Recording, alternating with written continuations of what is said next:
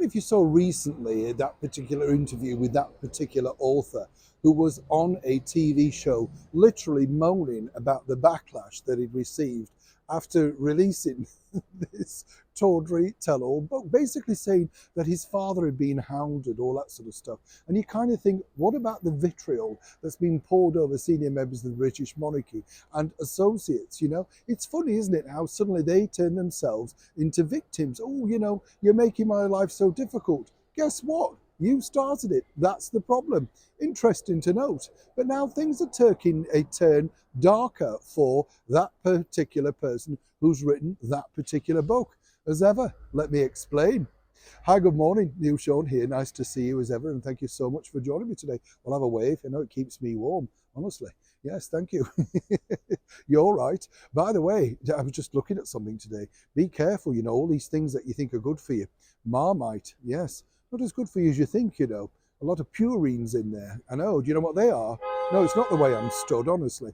No, honestly, you've got to look at all of these things, haven't you? Because you just look and think, oh, that's kind of good for you, B vitamins. Then suddenly you think, no, not really allowed a lot of that. I know, everything processed to the max, isn't it? Some might suggest that this is processed to the max indeed. I don't know if you've noticed these particular new things that are happening, even with megastars. Recently over here in the United Kingdom, we've had the wonderful actor Tom Hanks, right? And he's been appearing at some major theatres up and down the United Kingdom promoting his latest thriller. And I thought that was a clever move, in fact. He sold out the Liverpool Empire, he's popped up at the London Palladium. And what they do is they bring them on, and then they have a chat at it. And then, the bottom line is you get to buy the book, or if you want to spend even more money, you can get a picture with them holding the book, with you, with them, that sort of thing. Amazing stuff, seriously. But on the other side of the coin, it shifts a lot of copies and it gets people talking about the book.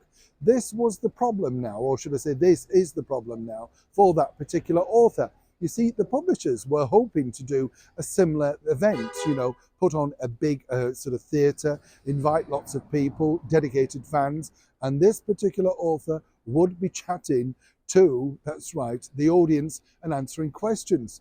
Well, all of this is now being put on ice, which is not pleasing the publisher, let me tell you, because they hoped they could shift quite a few more books. Now, what is the reason for the ice? Well, it's quite simply, they're concerned about the backlash of the fake translation stuff, all of that, that hasn't gone down well. The huge backlash of the media who've given it, not just here in the United Kingdom, but worldwide, a massive thumbs down. Yes, there's always going to be a market for gossip books, but you do need some positive reviews, and it's very hard to find any.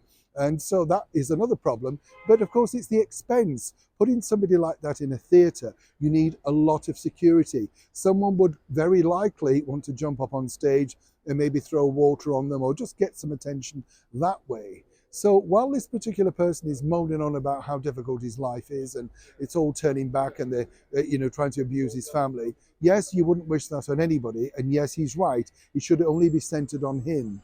But once you put yourself in the public domain and then you turn yourself into something of a narcissist and start to blame everybody but you, and then do not wish to apologise on national television to His Majesty the King and the Prince and Princess of Wales, can you wonder why people are simply turning on you?